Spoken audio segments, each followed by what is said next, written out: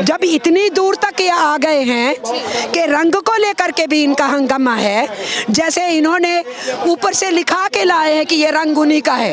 भगवे की ठेकेदारी ले ली है आरएसएस बीजेपी वालों ने। मैं कल को भगवा पहनूं तो मुझे आके ये कहेंगे अमरजीत कौर तूने लाल रंग की जगह भगवा क्यों पहना? मेरी मर्जी, मैं भगवा पहनूं, लाल पहनूं, हरा पहनूं, नीला पहनूं।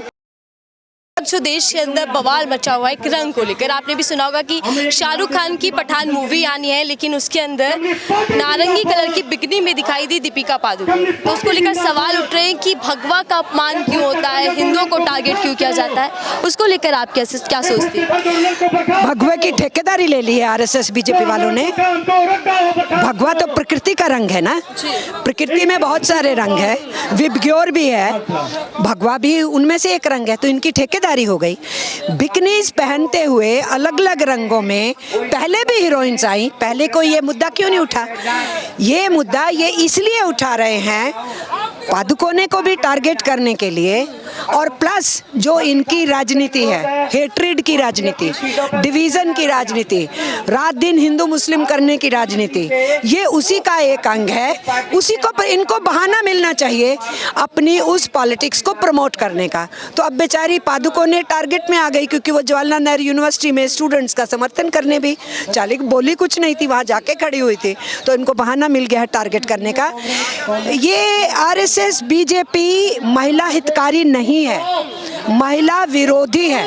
इनकी सारी सोच और समझ जेंडर इनजस्टिस की है, कंट्रोल की है, पितृसत्ता की है, और महिला इनके लिए कमोडिटी है, उसका इस्तेमाल होना चाहिए। उसके ऊपर तो ये बात नहीं करना चाहेंगे और कोई मौका नहीं छोड़ना चाहेंगे। अब इसमें डबल टारगेट है उनका, एक है हेट्रेड कैसे बढ़ाई जाए भगवा को लेके, दूसरा टारगेट है कि पादुकोणे को टारगेट कैसे किया जाए। तो मैं तो इसको इस ढंग से देखती हूँ, ये जो सारा बवाल है इनकी हमेशा चल रही राजनीति का एक हिस्सा है। मतलब ये जो पठान का बवाल हो रहा है, इसका विरोध हो रहा है, वो कुल मिलाकर इसलिए क्योंकि शाहरुख खान एक मुस्लिम एक्टर है और दीपिका पादुकोण जेन्यू होकर आई थी, इसीलिए ये विवाद पूरा कि अगजनी कर दिया जाएगा, थिएटर को लागू नहीं होने देगी मूवी, मतलब मूवी थिएटर में रिलीज नहीं होने देंगे। और शाहरुख जी कह रहे हैं, देखो ऐसा है कि ये तो हम देख ही रहे हैं कि किसका क्या नाम है, उससे बहुत फर्क पड़ रहा है। ये एक सच्चाई है, उसका नाम शाहरुख खान है, आमिर खान का नाम आमिर खान है, ये प्रॉब्लम तो आ ही रही है। तो उनको टारगेट करना है ताकि उनका जो हिंदू मुस्लिम डिवाइड का एजेंडा है वो आगे बढ़े, इसलिए ये कर रहे हैं। और हम ये समझ रहे हैं कि ये जो पॉइजन्ड माइंड्स है, नफरत से भरे हुए, उनका काम है, लेकिन आम आवाम इनकी हरकतों से आहिस्ता आहिस्ता आंखें खोल रहा है, आंखें खोल रहा है। ये जितना मर्जी प्रयास कर ले, अपने गोदी मीडिया के जरिए से भी पूरा प्रयास कर लें, लेकिन नीचे लोगों को समझ में आ रहा है महंगाई बढ़ रही है, बेरोजगारी बढ़ रही है, नौजवानों को रोजगार नहीं मिल रहा है, मजदूर पे हमला है, किसान पे हमला है, समाज का हर हिस्सा पीछे धकेला जा रहा है, और ये हमें डिवीजन की पॉलिटिक्स में बांध के रखना चाहते हैं। ये कोई मौका नहीं छोड़ेंगे, ये हम जानते हैं। अब पठान भी बेचारी इनकी गिरफ्त में फंस गई है, निकल आएगी बाहर, कोई चिंता की बात नहीं है। मैं अपने देश के ऊपर और देश के लोगों पे बहुत भरोसा रखती हूँ। बड़े कष्ट में जी रहे हैं 8 साल से, लेकिन आहिस्ता आहिस्ता लोगों को समझ में आ रहा था पहले, लेकिन अब तेजी से समझ में आ रहा है कि ये हुकूमत असल में चाहती क्या है। अब कष्ट में जी रहे हैं 8 साल से, लेकिन सरकार कहती है कि 8 साल बेमिसाल, 8 सालों में वो काम हो गए जो 70 सालों में नहीं हुए, अच्छे दिन आ गए।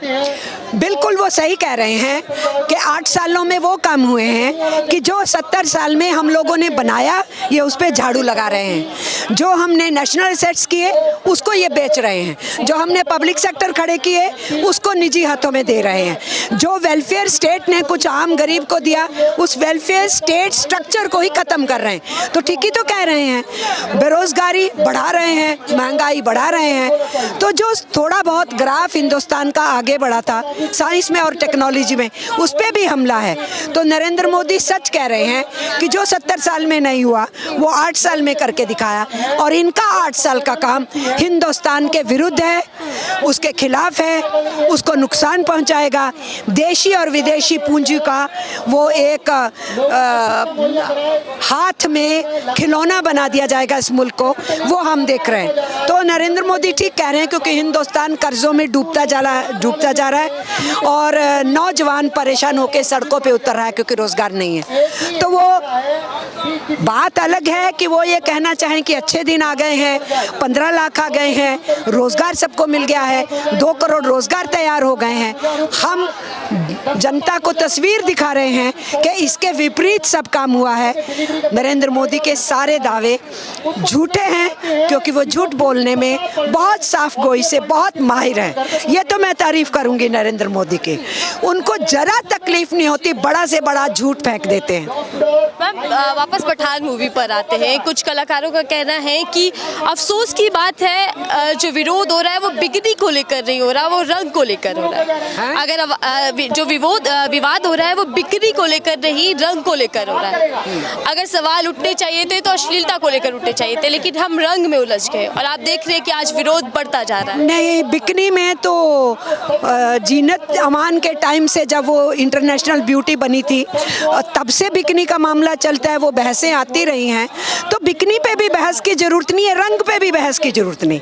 कितनी पिक्चरों में तो बिकनी इस्तेमाल हुई है, तो उस पे बहस क्यों नहीं है? इसलिए बिकनी पे भी क्यों हो, बिकनी पे भी क्यों हो? कलाकार रंग के कपड़े पूछ कर पहनेंगे क्या कि ये इस धर्म का है कि हम पहने या ना पहने? भाई ये तो ये सरकार और उसके भक्त ये चाहेंगे ही। जब वो उनसे पूछ के हम क्या खाएं क्या नहीं खाएं, क्या पहने क्या नहीं पहने, क्या देखें क्या नहीं करें, कौन सी कविता पढ़ें कौन सी नहीं पढ़ें, तो जब हर चीज़ पे वो अंकुश लगा रहे हैं तो वो रंग पे ही अंकुश लगाने की बात करेंगे। तो आई एम नॉट सरप्राइज्ड, क्योंकि सरकार पहले ही कह रही है कि हमसे पूछे बिना एक कदम नहीं होना चाहिए। मैम आपने देखा होगा कि सेंसर बोर्ड की कैची भी चल गई पठान मूवी पर।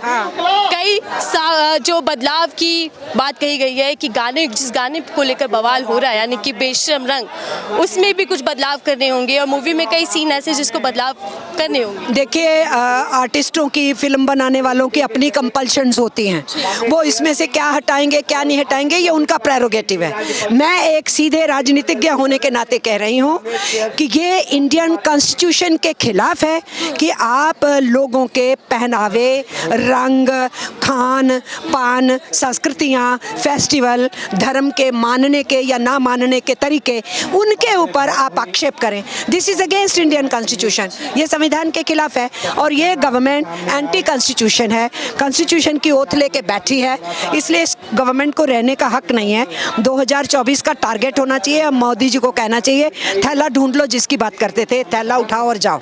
2024 का लक्ष्य आप लोगों ने रखा है कि इस बार सरकार बदल, पक्का बदलनी है और अवाम बदलेगा, अवाम पे भरोसा है।